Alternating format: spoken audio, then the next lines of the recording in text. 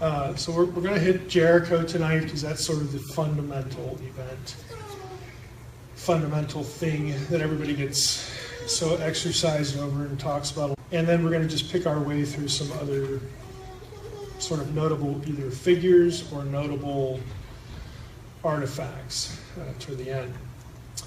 So, if you recall from last time, there were essentially two competing eras when it came to the Exodus from Egypt.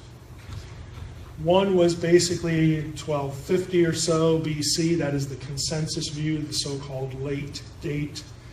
Its primary pillar, I said last week, were the references to Ramesses in the Exodus narrative. Its sort of secondary pillar is what we're going to talk about with Jericho. Be that as it may, we'll get there in a few minutes. The late Exodus date, again, if you're going to go with that direction, we mentioned it last time, that the result is that nothing archaeologically really lines up with textual material as far as the Bible goes. But this is the dominant view, and since it is the dominant view, and since you apparently have all these disconnects, this is where the sort of consensus skepticism comes from in regard to, does the Bible validate or at least have anything to say with some of these big biblical events like the Exodus. And following the Exodus, of course, in biblical history is the Conquest. So if they get in 1250 or so, they leave Egypt. By the time you hit around 1200, you get 40 years of wandering. Then you're at the Conquest, just in round numbers, 1200 BC. Again, this is the dominant view. The other view, of course, you've sort of just moved back 200 years. We'll get to there in a moment. But if you're taking this as the time of the Conquest because of some of these other things, archaeologically speaking, if you look at Canaanite sites, cities in Canaan that have been excavated to some degree, at least, like Jericho, then you're going to find, again, that the picture just doesn't line up. There's no evidence of a destruction in Jericho circa 1200 BC. And so people say, well, there couldn't have been a conquest then because there's no evidence for it. You're also going to find a lot of pottery that you would find really throughout the late Bronze period. So the late Bronze period is roughly 1500 to 1200, 1550 to 1200 BC. And so archaeologists would say, look, there's no evidence of a destruction here. We got to go with this date because of the Ramesses thing. And we're finding, essentially what we would expect in terms of pottery, minus all of the destruction. So it's a Canaanite population. They really weren't disturbed in terms of a conquest event, and so therefore, we don't have any archaeological evidence for not only the Exodus, but now we're talking about the conquest. When it comes to pottery, we're going to see this picture again. You have to realize that when archaeologists talk about pottery, I think the nice substitute would be, think of pottery like you would think of Tupperware. Okay? Or what's the thing that my wife, Pampered Chef, okay? Think of it like that. Because when you have a Pampered Chef party in the house, everything in the catalog, they're all going to be shapes and sizes and styles, and they all have their own purpose. The way they're constructed conveys what they're used for, what they should be used for. It's the same thing with pottery. So here are typical pottery styles, except for number 2. You'll notice number 2 is not in the list here. And so archaeologically speaking, you find lots of these styles throughout the late Bronze Age. They're all common to Canaan during this period. And so this is what's being found at Jericho, again, minus the destruction evidence and all that stuff. The second one that we've omitted here, number 2, is going to be significant in a moment. Now, because the consensus view is committed to the 1200 date, they don't see evidence of a conquest. They have proposed different models to substitute for the conquest. So a mainstream archaeologist, whether they're American or Israeli or whatever, if you ask them, well, hey, tell us about the conquest of the Promised Land, the first thing they're going to do is correct you in their mind. Well, there was no conquest. Again, for all these reasons we're talking about. Instead, here's what happened. Okay, so then there's competing models for this. And the three major views I'm taking from the summary statement of Rick Hess. The first one is the peaceful infiltration model, and it goes like this. The key word here is peaceful. You have a bunch of wandering semi-nomadic clans who are Semites. They are from outside Canaan. They partner up with people who are living in the desert that worship this strange god called Yahweh. And they eventually band together. This group, moves into the land from the desert areas. They move into the urban landscape of Canaan.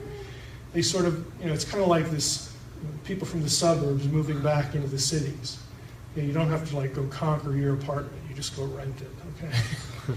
So they decide to move from where they're living, either in Canaan or a little bit of outside of Canaan.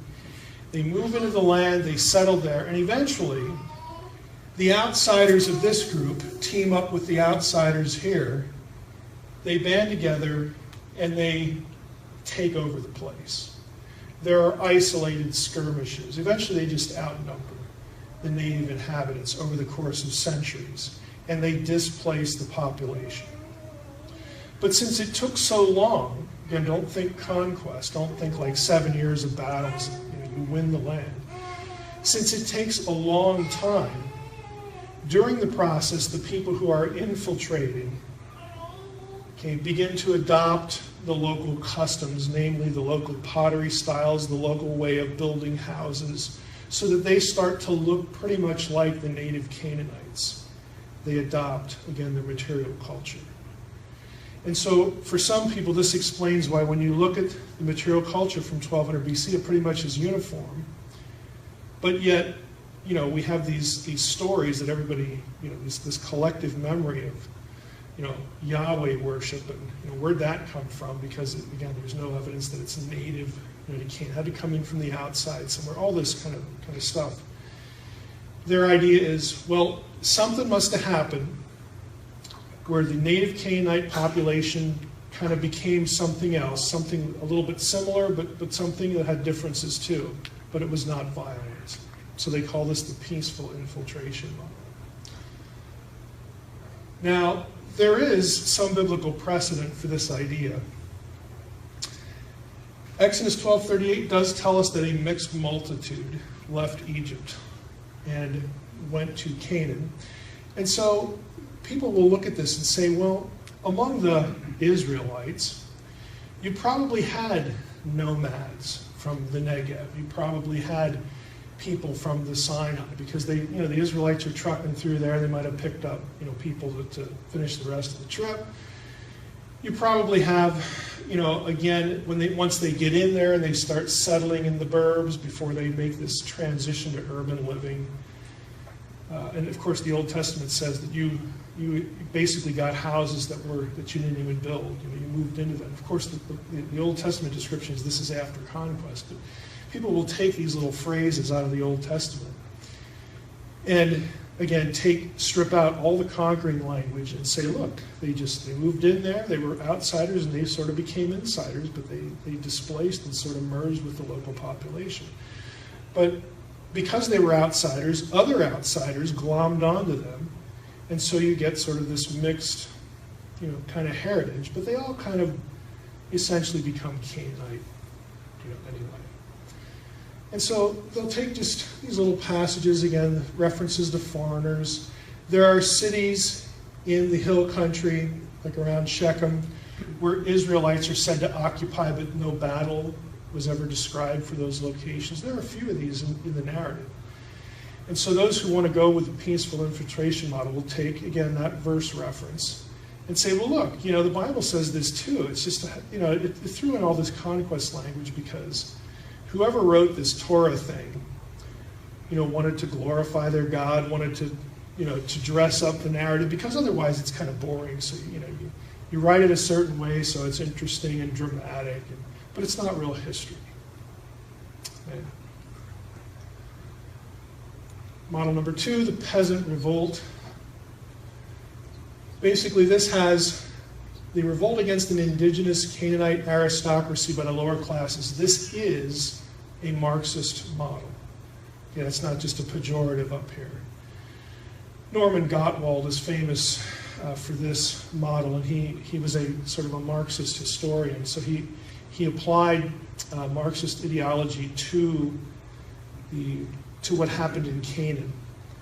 And when he does that, he's, again, stripping out the conquest in terms of a grand scale. And you have to realize that when the Bible talks about the conquest, it's not just, you go into a place and occupy, but there's a lot of destruction language. So somebody like Gottwald would say, well, there was an uprising. You had the slaves and the lower classes, and eventually they gained control, and they killed some people and ran some others out of town and that sort of thing. But you don't have, again, this dramatic sort of warfare kind of flavor to it. It's really a question of scale. So this is something that you'll still hear about. And again, if you took the history of Israel at Western or some place like that, you're going to be discussing this kind of thing and reading about it. Pastoral Canaanites is a third view. This sees the Israelites as originally Canaanites. In other words, they don't even get there from Egypt. So this one sort of tries to deny the whole Egyptian flavor of it. But eventually they're Canaanites living in the hill country of the land in the Middle Bronze Age. They eventually abandon their homes and move into the towns and just gradually displace the population. So again, all of these have one thing in common: they don't have a conquest. And the motivation, of course, is, well, we can't have a conquest. How else do you expect us to talk about this? We can't talk about a conquest because there's no archaeological evidence for a conquest. Because we're looking at 1200 BC and we're not finding anything. And so the starting point, again, is a lot of this is really about chronology, and as we talked about last week. Now the other side, circa 1400 BC, again, if you have a 1446 Exodus, 40 years of wandering, you hit the land at 1406, takes Joshua 6 or 7 years to do the conquest, just call it 1400. So here's your early view. This is the early date of the Exodus, and if you take that view, you wind up with the conquest of the land around 1400.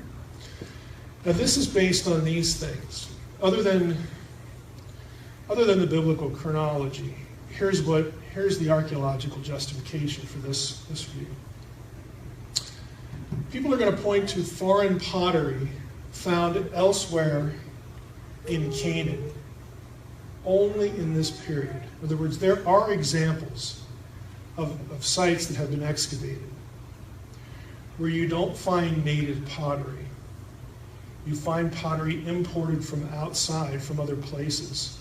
And the pattern has been that all of that is dated to this period. So when you find it in a destruction layer, at this date, that suggests conquest. Okay, that suggests that we don't have just this uniform, consistent picture of no violence and no dramatic entry from the outside. There is exceptional Canaanite pottery, some that doesn't conform to the late Bronze Age. Scarabs are little, I don't know what you'd call them in today's parlance. They're about as big as your thumbnail. They're essentially little seals. You'd wear them on a finger like a ring, and you'd stamp something with them. And Egyptians made these all the time, typically with the name of a pharaoh on them. The 18th century into the 1350s, so not from this period. So that should raise it, well, how'd they get there? Okay. If they're in a destruction layer, doesn't that sort of pin it chronologically? We'll get to that in a minute. And then the walls of Jericho. Archaeologically speaking, there is lots of evidence for a dramatic destruction at Jericho. It just happens to be in this period and not this one. So if you were sitting down with a mainstream archaeologist and he'd say, well, there's no evidence for the conquest, and you'd say, well, wait a minute. What about this guy and this discovery and all this destruction stuff? I read a whole book on this. And they would say, well, yeah, but that's 200 years too early. Again, they're locked in to the late chronology, but the evidence for the biblical picture, that's the disconnect again, this 200-year, give or take. So how do we get to this point? You can blame her for a lot of it. Kathleen Kenyon, we're going to come back to her in a moment, but Kenyon worked in the 50s at Jericho. And she is far and away the most famous excavator of Jericho. People who excavated prior to her were on the early side. In other words, they saw alignment with the biblical story. After she did her work in the 50s, that all changed. And she became the consensus. So we'll talk a little bit about her in a moment. As far as Jericho goes, the thing that Kenyon had going for her in the 50s again was nobody up to her time had done as much excavation and had done it with the scrutiny and the care, the real careful methods that she employed. In fact, her and her associate, Wheeler, they had a method named after them, and it's one that's still used today. It was very influential. Up until this time, nobody was doing this kind of thing in archaeology, where you lay out a grid on a site and you cut squares so that you can walk across them. They're called balks. And the idea of cutting the squares is so that you could see the stratification levels. Nobody had done that. Kenyon did that everywhere. And so, again, she helped pioneer this method that is still in use. Another look at what a site would look like with this method. We kind of take this for granted now. You probably have seen pictures of archaeological digs. They didn't always do this. Here is a stratification sample. This is not Jericho, but again, they've had someone, chalk the lines, the layers, and if you could see this well, you'd see there's different kinds of debris at each level. They don't all look the same because they're not all the same stuff. But you're not going to see that unless you cut it like a layer cake. And that was the Wheeler-Kenyon method.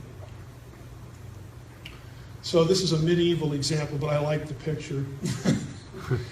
So if you're on the top of the ground, here's your 19th century wall, and you start digging down, you're going to see, well, here's a wall, over here's another wall, but they don't look the same, the materials aren't the same, the method of construction isn't the same, obviously the level isn't the same. Here's a pit in archaeological language is like a garbage dump. Everybody just threw stuff in there, and archaeologists love to find pits because there's anything and everything that people used all in one place. That's a big deal when you can find a pit. Here's a road. Again, you have different kinds of rock and so on and so forth. You're trying to hit bedrock, which in some cases is a real challenge because you could have successive layers of occupation. In the biblical lands, you could have a site lived on 15 levels. They just keep rebuilding over the time. Nobody brings in a bulldozer and says, hey, let's start over. That doesn't happen. It's like, what's here that we can use? Because we don't have to cut it, we don't have to haul it. Hey, let's just reuse it. Maybe we'll move it to some other little place. Well, hey, there's half a wall here now, let's just use that. Okay. So this is what they're doing, and the Wheeler-Kenyon method exposes, again, all the layers, which is why it gained popularity. But this is Jericho on the left, a hand drawing. You get an idea of how deep this can go, what the scale is here. Again, it's pretty significant. This is an aerial picture of Jericho, at least. I'm trying to remember which issue of Bar this was. This is probably 20 years old.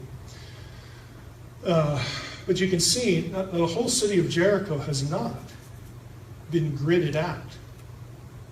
Okay, this is what you have. You have certain places, again, that got a lot of attention. Here's a I mean, this used to be balked, but then they'll take the balks away once they reveal the stratification and cut the rest down. Over here, and then around here on the edge. I mean, you get different areas of excavation for Jericho. Right, you know, here's the modern houses and the roads. It's just kind of right out there in the middle of nowhere. A history of Jericho. You do have, again, some early excavations. It's a German one. Garstang is a major figure. Garstang preceded Kenyon. Garstang's dating, you'll look at the dates, he's the one who found evidence for a collapsed wall at Jericho, complete with burn evidence, the whole bit. And he dated what he excavated to the late 15th, early 14th century BC, which is the early chronology. So everybody was, oh wow, this is awesome. Again, the city level that had been destroyed is called City 4. And he based his chronology on, again, foreign pottery, going back to that earlier slide, scarabs. There's an absence of Mycenaean ware, which we'll bring up again a little bit later. That's from the Aegean. And, you know, he found so much destruction, he said, well, chronologically it works out to the biblical story, so probably the Israelites. Now, that was controversial even prior to Kenyon, but once Kenyon showed up, it just never went back.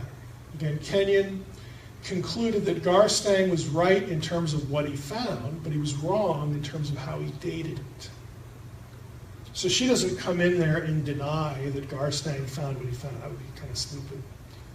It's like, hey, it's in boxes or museums, like here it is. Instead, it's the issue of dating. She said Garstang dated City 4 incorrectly.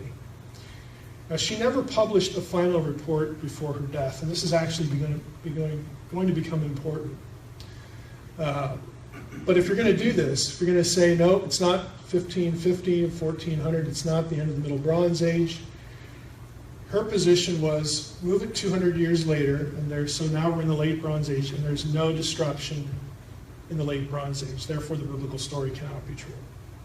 So that was that, and it still is doctrine in the archaeological community. In the 1990s, this whole thing sort of blew up again. And that was because of Bryant Wood, mainly. Now, Wood, were any of you around maybe, let's see, 7-8 years ago? I was in charge of the Logos lecture series, and I asked Bryant to come and give us a lecture on Jericho. Anybody around for that? Saw that? Bryant is still alive. He's a bit older, had just done a recent bout with cancer. His first career was in the military. He was an engineer, and he quit the military and went to grad school and became an archaeologist. His dissertation is on Canaanite pottery. He is an expert on Canaanite because after he finished his dissertation, he got real curious about the fact that Kenyon had never published a final study before she died. So he wanted to go back and look at her notes. And he actually found a box of pottery in the Louvre with the pottery in the box that Kenyon said wasn't there, that affected her chronological conclusions. And that made Time magazine. Now, it didn't change the consensus, because everybody's still married to the consensus, okay? But he actually found a box of stuff that she said wasn't there. You know, he didn't charge her with hiding it. Some people wondered. But the rest is just sort of history. I mean, Kenyon's work has become the consensus. But he's published some reevaluation of Kenyon's work. If you want to read his, a lot of his full stuff, he does a lot of his, he's published in journals and whatnot, but he does a lot of writing, for the average person that's interested. And you can find that online. But here's what he writes in the section I have linked here. He says, to understand how Kenyon reached her conclusion, we must piece together scattered statements in various writings, again, because she didn't publish a full book. When we do this, it becomes clear that Kenyon imported from Cyprus and common to the Late Bronze 1 period, okay, or the end of the MBA. So you've got 1500, 1400. It's the beginning of the Late Bronze Age. This imported Cypriot ware had been previously found mainly in Megiddo tomb groups, and Kenyon used this pottery to construct her ceramic typology for the Late Bronze 1 period. Although she mentions local pottery types used in the periods, obviously paid little attention to the common domestic forms since they appear regularly in the final phases of City 4. So on and so forth. Again, Kenyon chose to emphasize the imported wares in reaching her chronological conclusions. A careful examination of the Jericho excavation reports, however, or moreover, says that both Garstang and Kenyon dug in a poor quarter of the city where they found only humble domestic dwellings. That's going to affect what kind of Tupperware you find. Because if it's the imported stuff that really helps with chronology, only the wealthier people are going to have that. Because the cheap stuff you can make on your own. The foreign stuff you got to pay for. Okay? To make matters worse, Kenyon based her conclusions on a limited excavation area, 2 26 by 26 foot squares. An argument from silence is always problematic, but Kenyon's argument is especially poorly founded. She based her dating on the fact that she failed to find expensive imported pottery in a small excavation area in an impoverished part of the city located far from the trade routes. So in other words, he's kind of taken her to task here a little bit. These are samples of what is that issue. This bichrome ware from Cyprus, Cypriot bichrome ware, decorated in 2 colors. This is not indigenous Canaanite stuff. Now known as a key indicator of late bronze occupation. Again, this is from Garstang. Garstang found this stuff, and Kenyon didn't. And so when Kenyon didn't, or supposedly didn't, because again, there was a box with her name on it in the Louvre with the stuff in it. So did she or didn't she? That affected her conclusions. And basically the world of biblical studies lives with her conclusions to this point. And as fate would have it, am I going too far here? Nope. Kenyon, who well knew the link of such ware to the Late Bronze Age, conducted her dig too far north to find any of this stuff. So, I mean, he's trying to be nice to her. The other issue is number 2 here. Simple round-sided bowl with concentric circles painted on the inside is particularly important for dating Jericho City 4 because such bowls were used only for a short time in that should be latter half of the 15th century BCE. In other words, everywhere else you find this kind of stuff, it doesn't conform to the consensus chronology. So you'd ask, well, why didn't they factor that in? The answer you're going to get from modern defenders of Kenyon is that there's so much of the other stuff that outweighs this. It's really that simple in their minds. Again, because this is the consensus view. You don't, methodologically, there's going to be a hesitance to dump the consensus if you find outliers. The tendency is to explain away the outliers. It's a human thing. If I want to be more cynical, I would say that there are some people just scared to say that the archaeological picture might align with the Bible, because that makes the Bible a historical document. That's my cynical side. But I think that's true with some people. With other people, again, it's a very human tendency to just, we don't want to draw a conclusion by the outliers. We want to draw the conclusion by the majority of the data, so we have to explain away the outlier. Scarabs, I mentioned these. These are some of the scarabs found in Jericho in a cemetery. These are the scarabs of, clock rise from upper left, Tutmos III, Amenhotep III, Hatshepsut, and a reverse of the one from Tutmos III. Now, if you look at the dates, anywhere from 1504 down into the mid-1300s. These are all pre-1200, obviously. So we're digging in Jericho. Get the picture in your mind. We're digging in Jericho. We find Egyptian scarabs there, too. You would think, well, this is like a no-brainer. I mean, this is like finding a calendar or a newspaper. I mean, because you know what the chronology is. Okay, if you were married to the later view, how would you explain this? Just think about it. Can I go to your house? Maybe. If you're into antiques or collectibles. Can I find things that were from the early 20th century? Maybe the 1800s? Well, sure, you could. Because those things were either bought or found in the past and then passed on as heirlooms. And so that's the answer that the late date is going to offer for this. The reason we find these scarabs here at Jericho is not because the destruction happened circa 1400. Now, whenever the destruction happened, okay, but it's 1400, but they had been there for a long time, and that destruction shouldn't be connected with the Exodus and the Conquest because of the references to Ramses. We got to go with this 1200 thing. So they were probably just heirlooms kept in somebody's house. And we just find them today, but we can't use them for dating. Now, some of you are like, that just doesn't make a whole lot of sense. Sorry, but that's the answer you're going to get. So it's the, yes, we use them as chronology, versus, no, they're just heirlooms. They just happen to be there. And you can't use them as actual chronological indicators. What I'm hoping you see again is that, look, there are going to be two sides to all of these things. But don't let anyone tell you that there's like no archaeological evidence for these events, because it just depends when you date them. If you adopt one chronology, then you don't have anything. If you adopt another chronology, you got a whole lot of stuff. That's really what it comes down to.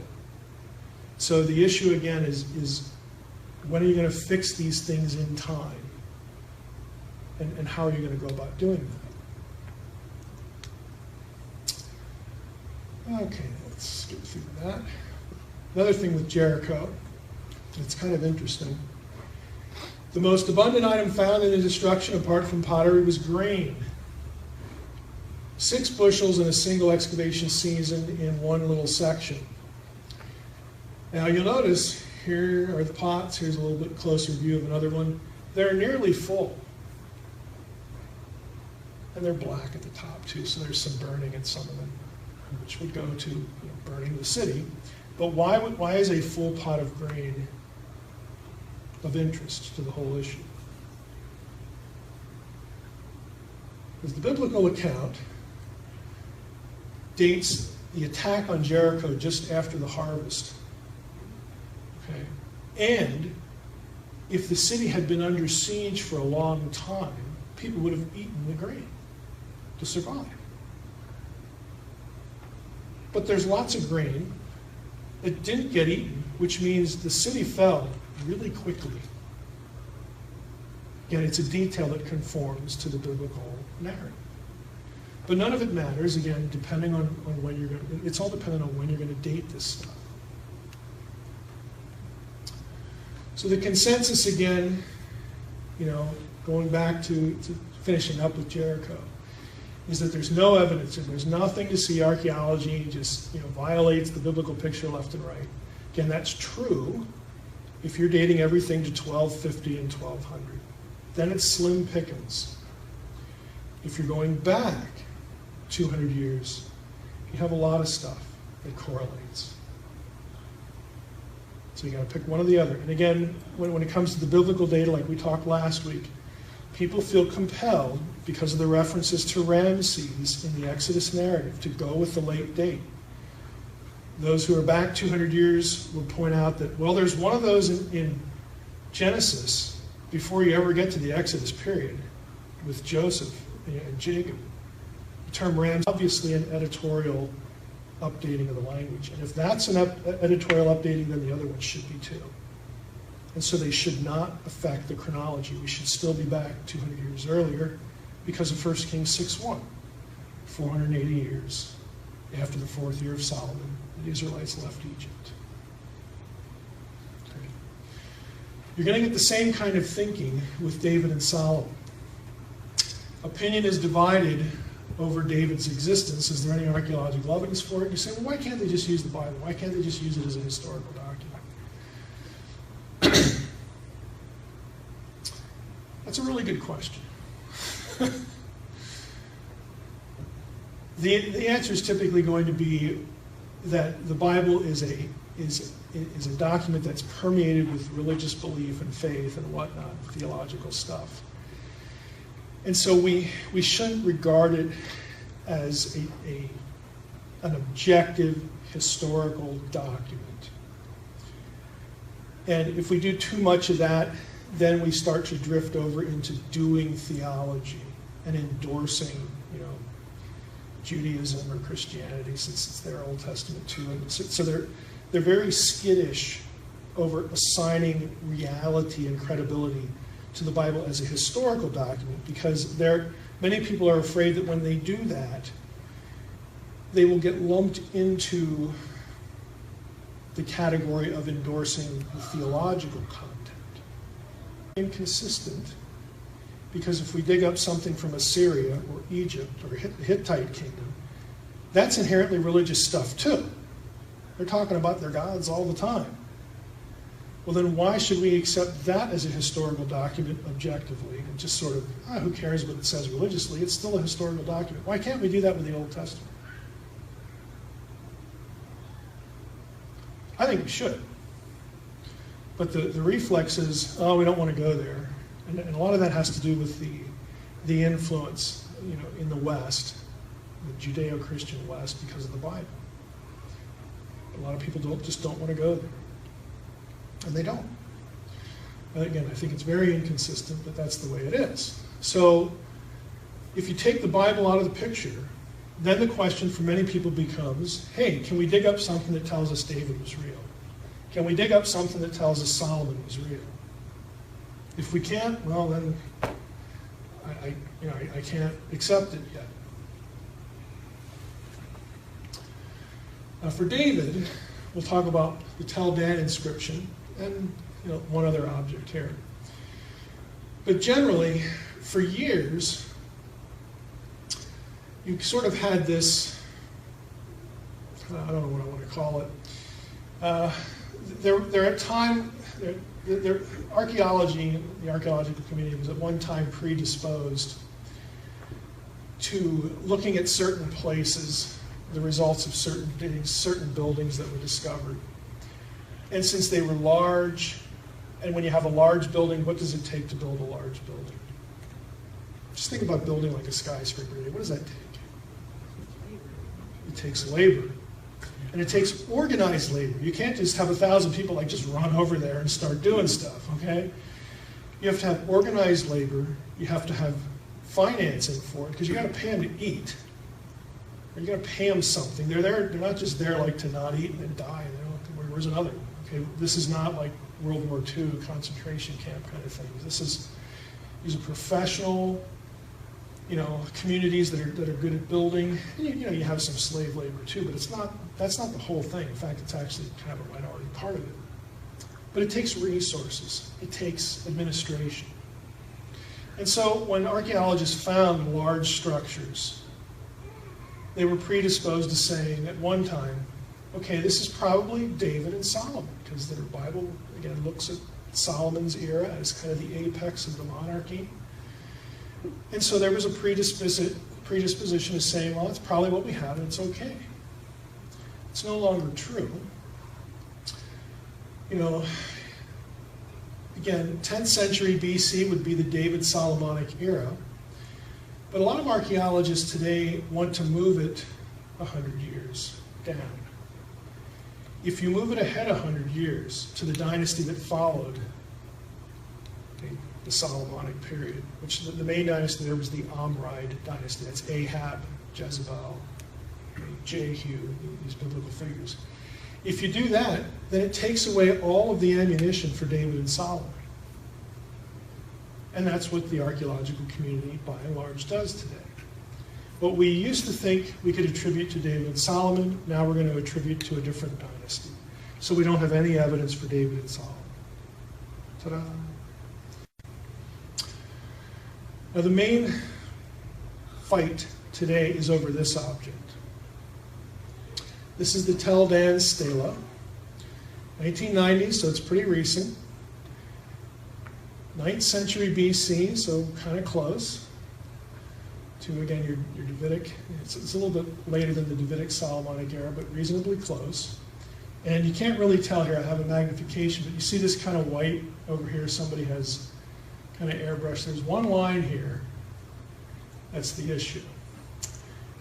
It says in part, we have an Aramean king describing a victory, and the text says, missing letters, Ram, son of somebody, king of Israel, and son of somebody, the house of David.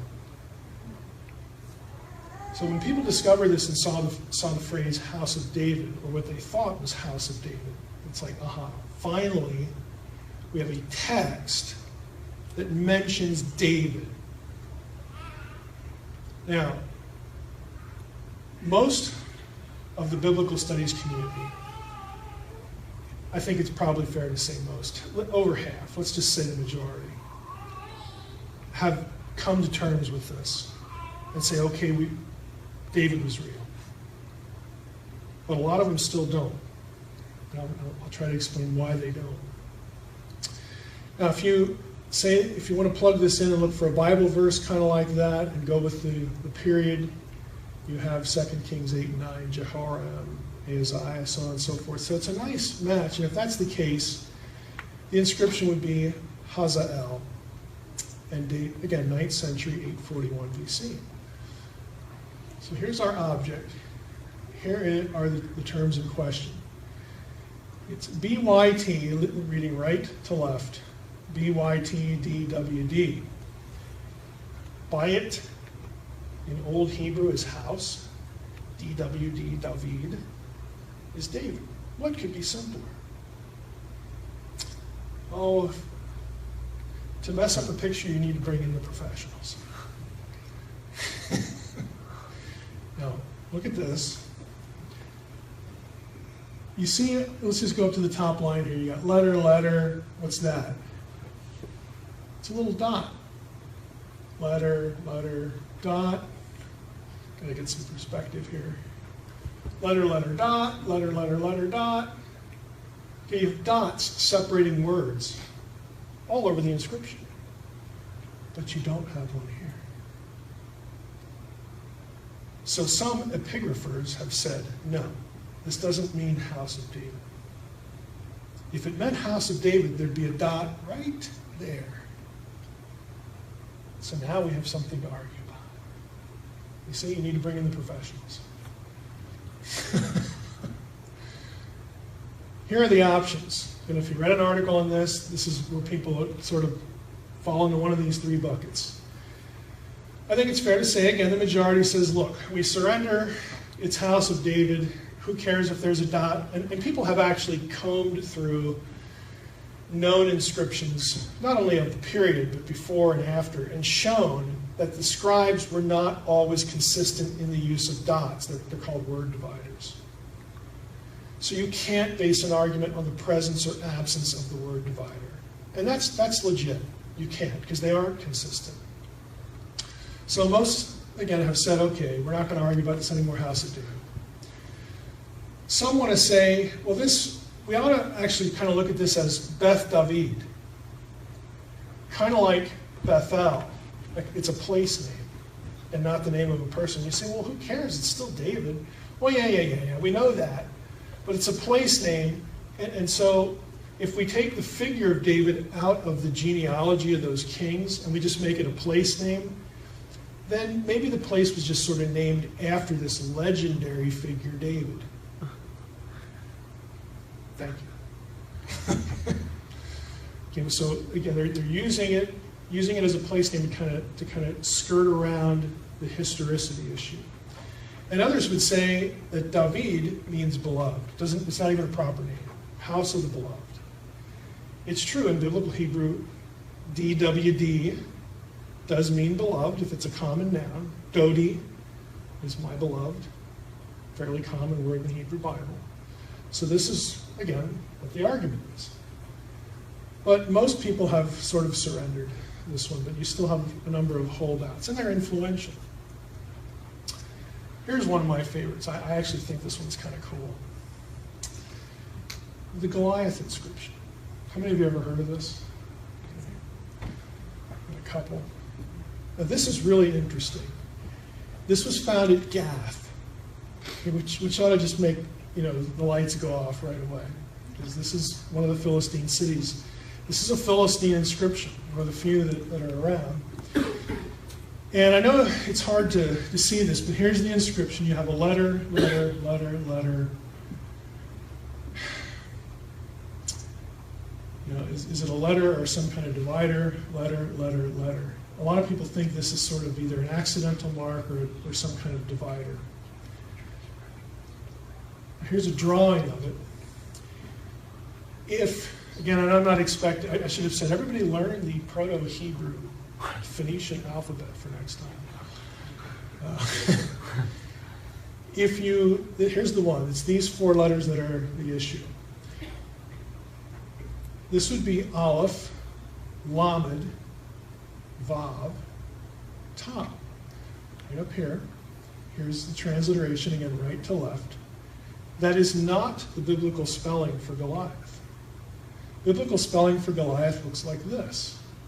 G-L-Y-T. You say, well, what's the big deal? Despite the spelling mismatch, there are a number of people, again, they're not Christian, that this is the Phoenician, or not the Phoenician, the Philistine way of spelling Goliath. Because you do get, this is going to sound really strange, but in some ancient Indo-European, Aegean, Cyprian inscriptions, these letters in question can make the sound of these. And that sounds really kind of, who cares about the Aegean and the Cypriot stuff? The Philistines are said to have come from Caphtor in the book of Jeremiah. The Egyptians grouped the Philistines with the sea peoples who were from the Aegean. Right? So epigraphers know this kind of stuff. And so they look at this. It's Gath.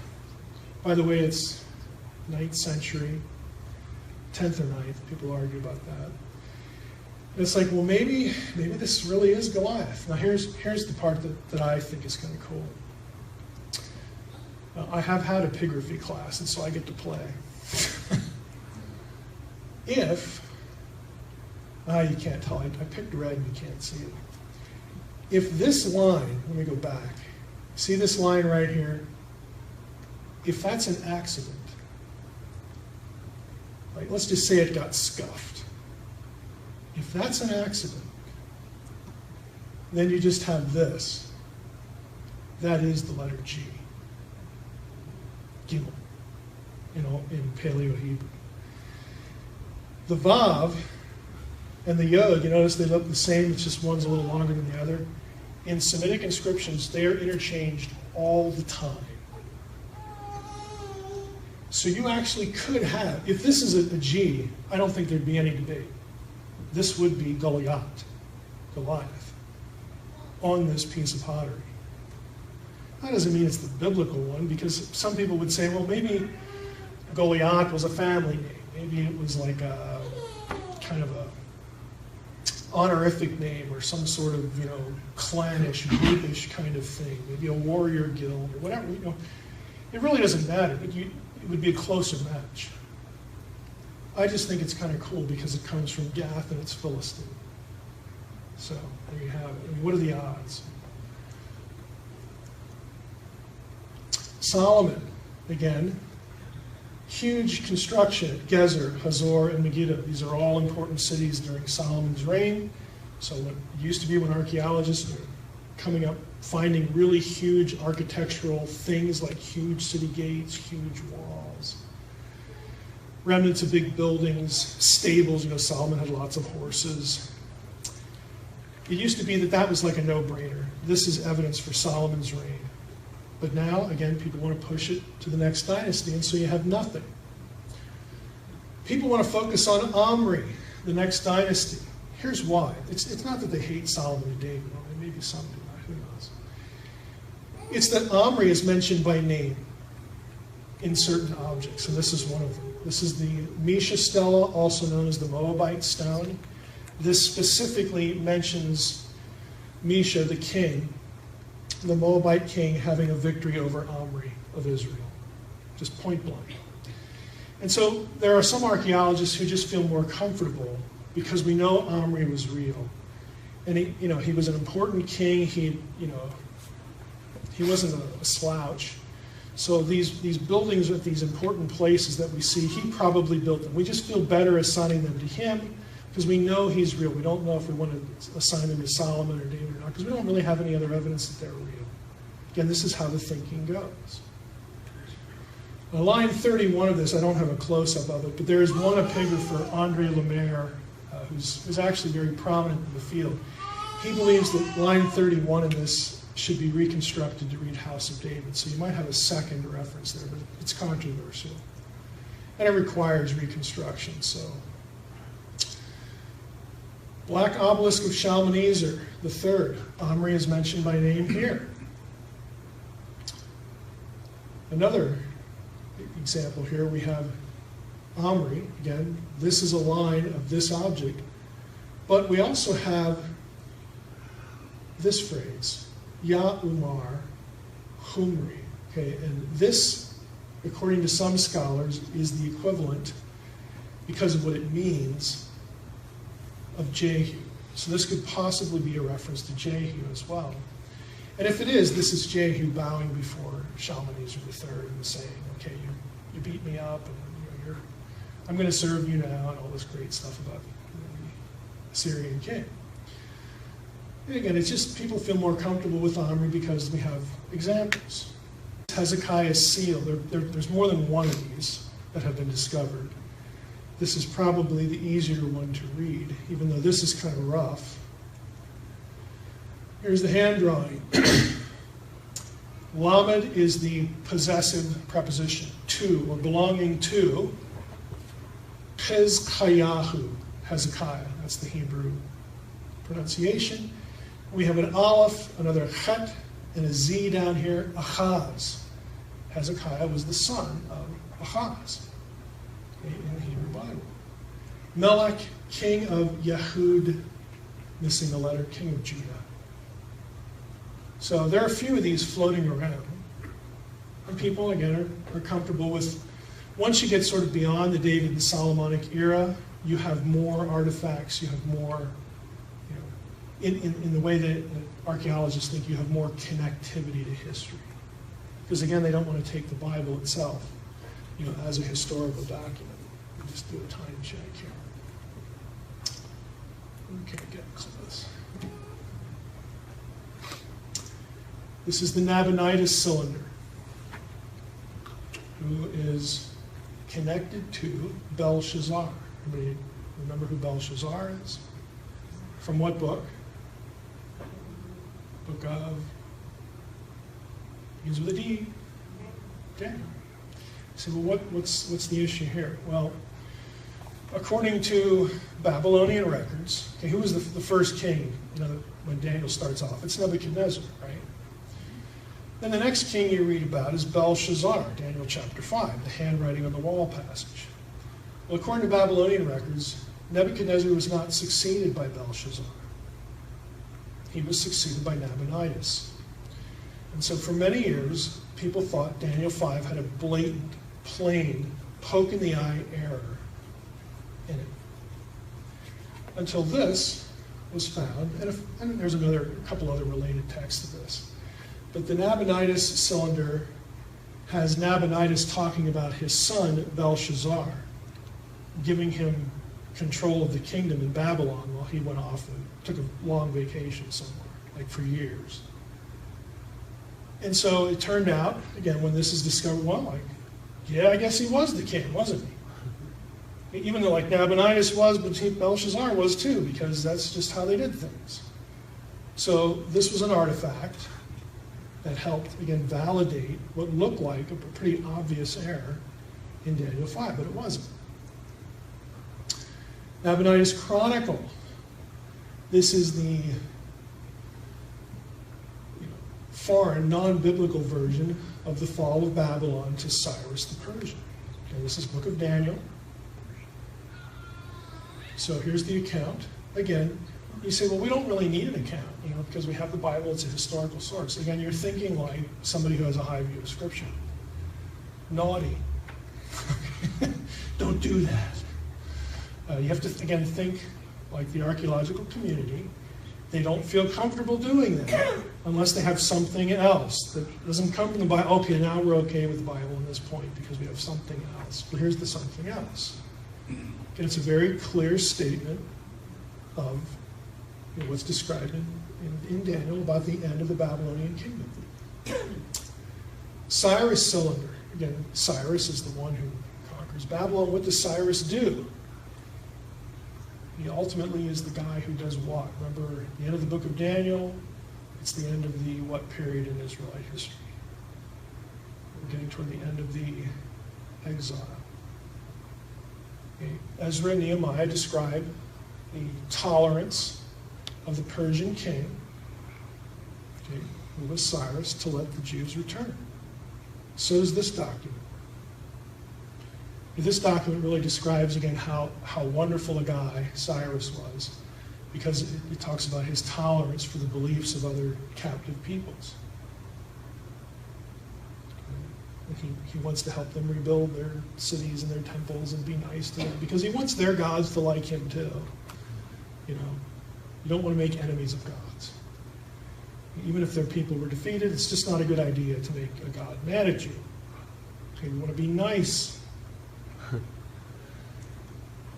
So that's the last thing I have. We actually finished on time. What do you know? Next week we'll do New Testament. I want to pick out a few things from New Testament. Hey, don't complain. The Old Testament's 3/4 of your Bible. We spent 3/4 of the class on the Old Testament. See how that works?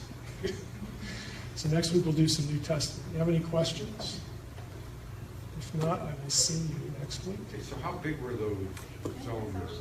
They're about like this. They're not big at all. Like chronicle things pretty small. Yeah. Like clay tablets are usually about this tall. They're real small. They're very hard. You can only really even see them under magnification. Yeah. It's really tiny. Just the sharp style. They were good at it, because they got to cram everything in. I mean, you've seen a couple of examples now. They don't waste any space at all. Right? But then they bake them and they become sort of permanent. So it's not like, they can get destroyed and broken, but they don't get smudged or anything like that. They're pretty durable. But yeah, not like that. Now, the stela can be pretty large. You can get 5, 6, 7 feet.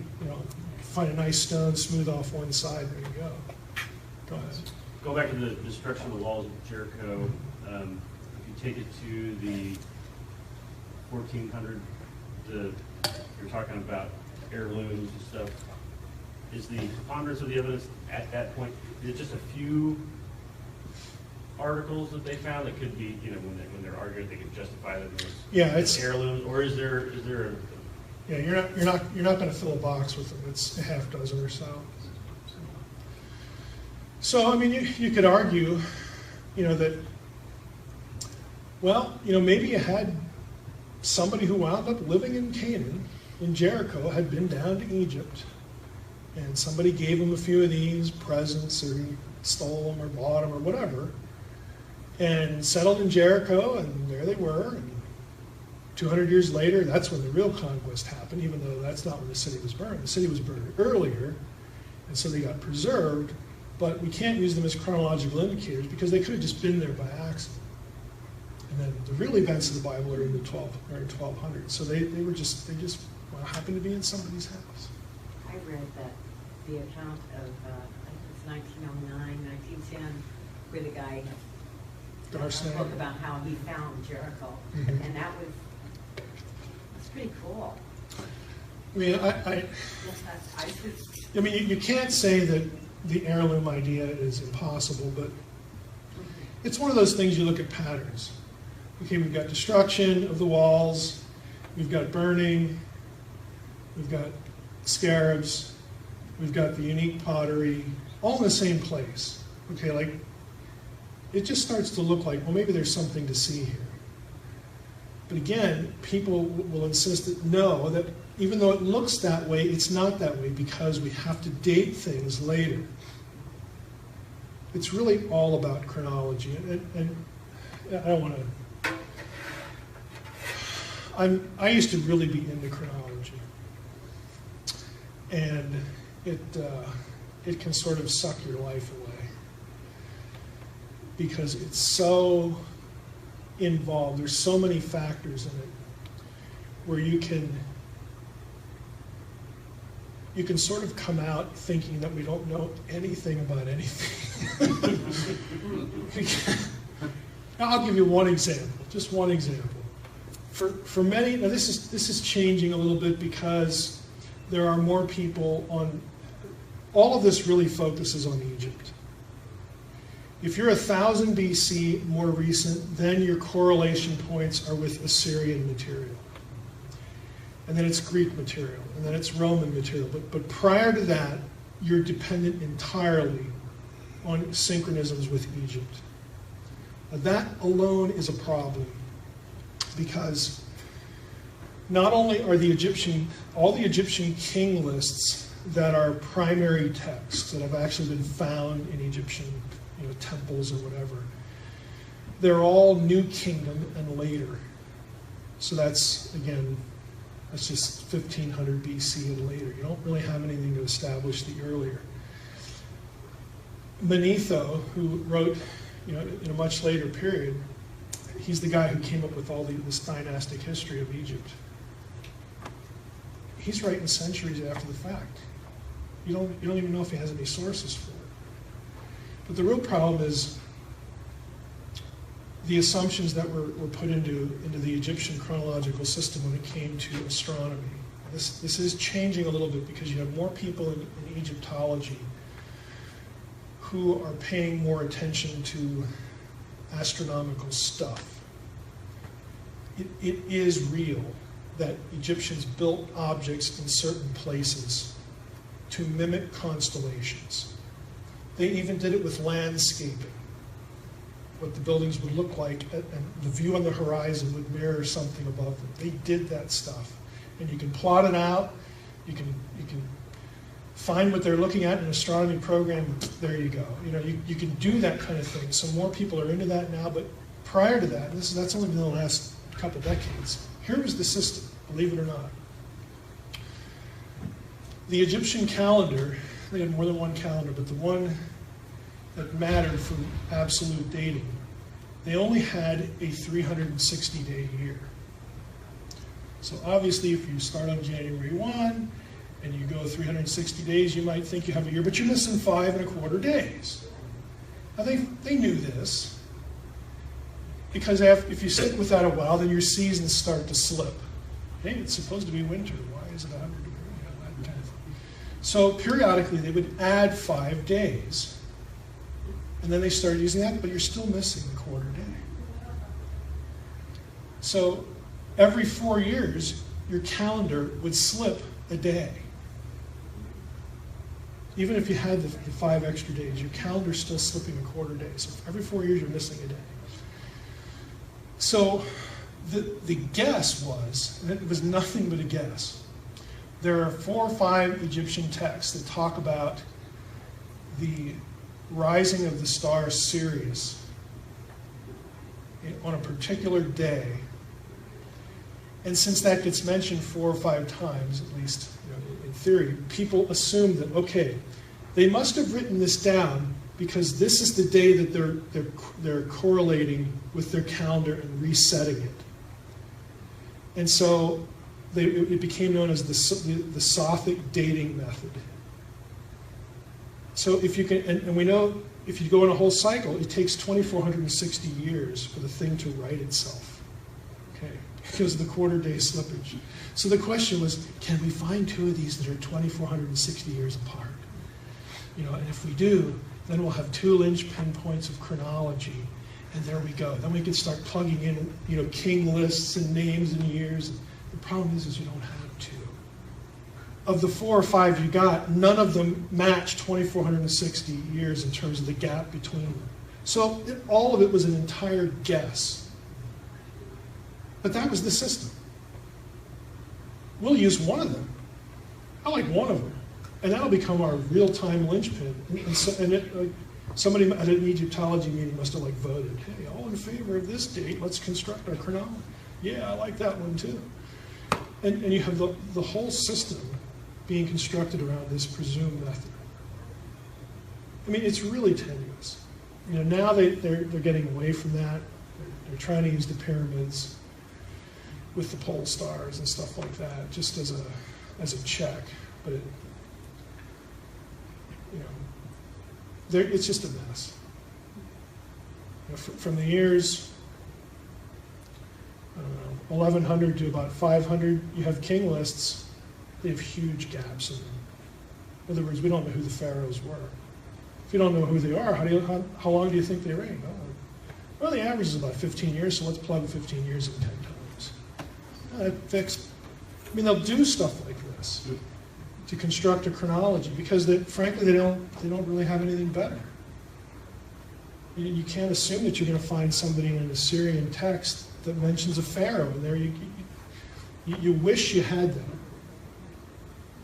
And the worst part biblically, and we'll end with this, the worst part biblically is there's one specific synchronism for biblical chronology in all this mess. And that is the invasion of Shishak, Pharaoh Shishak of Judah. He invades Judah. Everyone, 95% of the people, are convinced that Shishak is Pharaoh Shashank in Egyptian records. Because he invaded Judah too, and they have a record of it. But if you look at the records side by side, they disagree on about 5 different points. Even the list of cities, they can't, somebody's wrong. So, can we trust that? But the entirety of biblical chronology, since you actually have a named pharaoh in the Hebrew Bible, the entirety of biblical chronology, that is the linchpin, right there. If it's real. If it's the same guy, and nobody actually knows. The names sound close enough, so let's go with it. Even though the records wildly disagree, let's just go with it. Because we don't have anything else. It's just a mess. So I threw up my hands in despair at one point and said, this is interesting, but I'm going to come away thinking, we just don't know anything. Maybe we don't. Maybe we don't, but still. I don't think it's quite that bad, but that's where you're at. I'll see you next week. Thanks for coming. New Testament next week, I promise.